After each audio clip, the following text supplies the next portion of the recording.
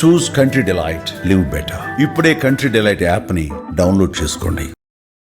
అంత పీక్ వెళ్ళిపోయారు కదా ఒక్కసారి, దాన్ని ఎలా మెయింటైన్ చేసుకోగలిగారు? బ్యాక్గ్రౌండ్ ఎవరు సపోర్ట్ లేదు, మీరే ఇండస్ట్రీకి ఫస్ట్ వచ్చిన యాక్ట్రెస్ ఇంటి నుంచి, ఎలా బ్యాలెన్స్ చేసుకోగలిగారు? గాడ్ ఫాదర్ అంటే ఎంజీఆర్ గారు కాకుండా మిగతా యాక్టర్స్ గురించి ఏమైనా చెప్తారా? లేదండి, అందరితో చేశాను. శివాజీ గారితో చేశాను, Hmm. రజనీ, కమల్, Hmm. అందరితో చేశాను. Hmm. అదేం లేదు, అందరం బాగా ఎంజాయ్తో యాక్ట్ చేసిన ఫస్ట్ పిక్చర్ పెద్ద హీరోయిన్ హిట్ అయినందువల్ల అందరూ ఒక రెస్పెక్ట్ ఇచ్చేవాళ్ళు. బట్ ఎప్పుడు ఫ్యామిలీ సైడ్ నుంచి ఏం రిస్ట్రిక్షన్స్ లేవా? ఎందుకంటే రాజా కుటుంబం సినిమాలలో సినిమాలలో రొమాన్స్ ఉంటుంది, చిన్న చిన్న స్కట్లు వేసుకోవాలి, ఇవన్నీ మనకొద్దు, మొదలు వద్దన్నారు మా అమ్మ. కానీ వచ్చేసిన తర్వాత ఏం చేయలేము. ఓకే, వెనక్కి వెళ్ళలేం. సో అది స్ట్రైట్ గా నన్ను ఎక్కడో తీసుకెళ్ళిపోయింది. సో తెలుగైనా తమిళైనా మోర్ దాన్ 200 చేశారు. కన్నడ, మలయాళం, ఒకే సినిమా 3 లాంగ్వేజ్, తెలుగు, తమిళ్, కన్నడ. శ్రీధర్ గారి డైరెక్షన్. అழగే ఉన్నాయి ఆరాధిక్రేన్ తమిళ్, ఊర్వశి నీవే నా ప్రేయసి తెలుగు, ఊర్వశి నేనే నిన్న ప్రేయసి కన్నడ. 3 హీరోలు కూర్చుంటారు, సాంగ్ అయితే కూడా తమిళ్ తమిళ్ అంటారు. 3 అలాగ కూడా చేశాను. మాట్లాడలే కూడా అదే మాట్లాడాలి కదా, 3 లాంగ్వేజ్ మాట్లాడాలి. ఇప్పుడు అప్పుల్లో 1 or 2 హీరోయిన్స్ తప్ప, అంటే తప్పుగా మాట్లాడుతున్నాను కాదులే కానీ, మిగతా హీరోయిన్స్ చాలా వరకు చెప్పాలంటే షార్టే చాలా వరకు. ఎలా బ్యాలెన్స్ చేసేవాళ్ళు అప్పుడు ఆ హీరోతో మ్యాచ్? అసలుకి అప్పుడు టెక్నాలజీ లేదు, ఏం లేదు, హీల్స్ వేసేవాళ్ళు అంతా, ఇంకేంటి, అంతే అంతే, వేరే ఏం లేదు ఇంకా. కానీ చూడటానికి మటుకు స్క్రీన్ మీద ఒక 5'5", 5'8" హైట్ ఉన్నట్టుంటారు ఒక్కొక్క హీరోయిన్.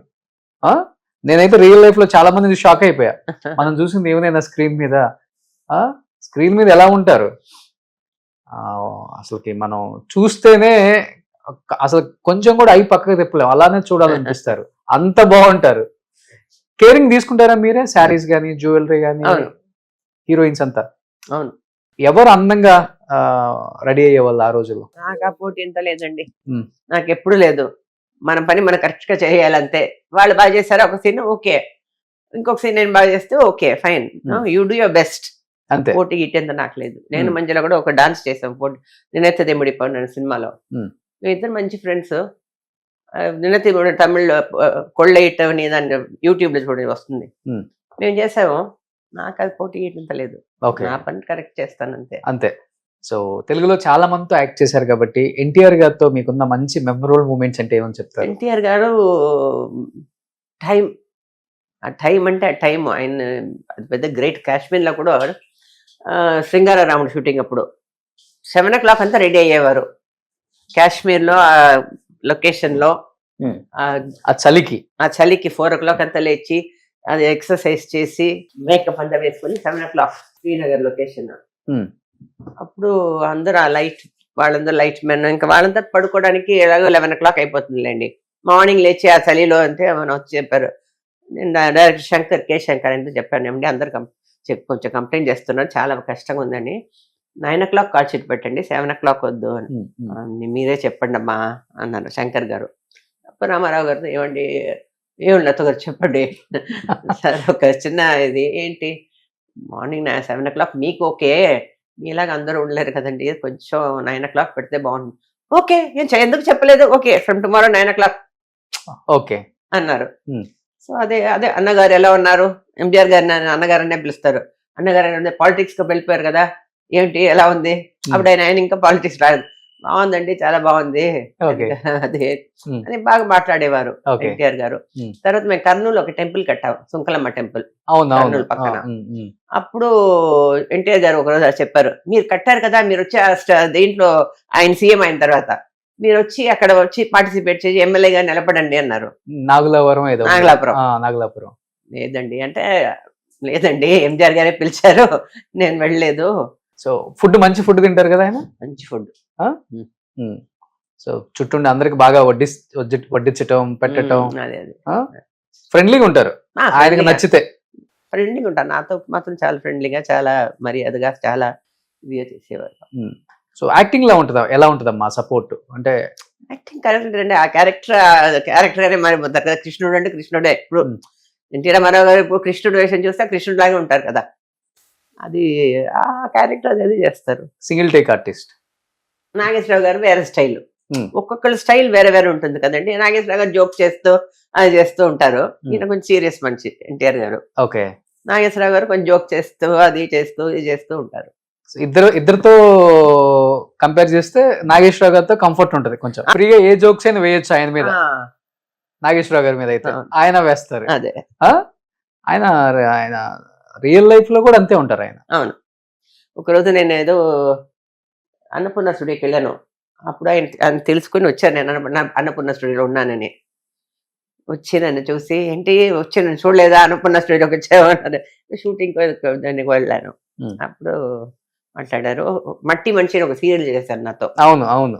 ఆ సీరియల్లో వచ్చి అప్పుడు నాకు కొంచెం అలవాటు అయిపోయింది ప్రాంప్టింగ్. ఆయన చూసుకుంటానే నా డైలాగ్, ఏంటి లత చూసుకో నీకేంటి ప్రాంప్టింగ్? లేదండి ఇప్పుడు ప్రాంప్టింగ్ అన్న ఒక 4 ఆర్టిస్ట్ ఉన్నప్పుడు ప్రాంప్ట్ చేస్తే మనం చెప్పేస్తాం, వాళ్ళు చెప్పాలి కదా. ఆ ప్రాంప్ట్ చెప్తేనే వాళ్ళు కరెక్ట్గా చెప్తారు. అవునవును. ఒక 2 రోజులు చూసారు నాగేశ్వరరావు గారు. ఆయన చెప్పి చూస్తే ఆవిడ ప్రాంప్టింగ్ కోసం వెయిట్ చేస్తుంది ఇంకొక. సరే నన్ను చూసారు, okay prompting. Super duper hit అమ్మా సీరియల్ మట్టి మనిషి ఆ రోజుల్లో. సో బాగా పిల్లలం మేము. ఆ వచ్చే టైటిలే డిఫరెంట్ వస్తుంది. శోభన్ బాబు గారు అంటే ఏమని చెప్తారు? శోభన్ బాబు గారు చాలా సాఫ్ట్, చాలా సాఫ్ట్, చాలా ఆఫ్ స్క్రీన్ చాలా సాఫ్ట్, వెరీ నైస్. కృష్ణ గారు, శోభన్ అందరితో చేశాను. కృష్ణరాజు గారు అందరితో చేశానండి. అడ్వైజ్ ఇస్తుంటారా? ఇక్కడ ల్యాండ్స్ కొని అక్కడ ల్యాండ్స్ కొని ఇన్వెస్ట్ చేసి? నాకు అదంతా ఏం చేయలేదు. ఆల్రెడీ మనం ఫుల్ అదే నాకు అదంతా ఉన్న ఫ్యామిలీ. నాకు అదంతా అడ్వైజ్ చేయలేదు. సో చాలా సాఫ్ట్ అండ్ అంటే ఆయన పని కరెక్ట్ గా చేసుకుంటే ఆయన మీద ఉంటారు. కృష్ణ గారు? కృష్ణ గారు అంతే, ఆయనతో చాలా సినిమాలు చేశాను. విజయనిర్మల గారు వచ్చేది, అవుట్డోర్ అయితే మేము వెళ్ళేవాళ్ళం, కాశ్మీర్కి అంతా వెళ్ళాము. అప్పుడు ఆవిడ నాతో బాగా ఫ్రెండ్లీగా ఉండేది, ఆవిడ డైరెక్షన్ లో కూడా చేశాను. సో అందరితో బాగుంటానండి. పెద్దగా బేషిజాలు ఏముండవు, అడ్జస్టబుల్ గా ఉంటారు అందరితో. అంతే. సో ఓ అని చూపించుకోవటం, నేను పెద్ద హీరోయిన్ తమిళనాడులో. బట్ తమిళ్లో చేసిన హీరోయిన్స్ కి తమిళియన్స్ కి వాల్యూ ఎలా ఉండేది అప్పుడు అక్కడ చేసినప్పుడు?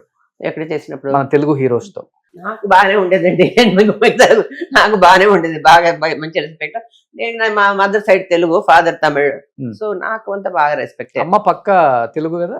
పక్కా తెలుగు, కానీ ఇక్కడ చెన్నైలోనే చదువుకున్నారు అమ్మ కూడా, కాన్వెంట్ లో. Okay. So mother side Telugu, father Tamil, 2 mix నేను అంతే. సో లవ్ మ్యారేజ్ అమ్మది? కర్నూలు అమ్మది కదా? మా అమ్మ అమ్మది కర్నూలు. సో అట్లానే తెలుగు నేర్చుకున్నారు మీరు? అవును. చిన్నప్పటి నుంచి ఇంట్లో మాట్లాడి నేర్చుకున్నాను. బ్రదర్ కి రాదు కదా పెద్దగా? అంత రాదు.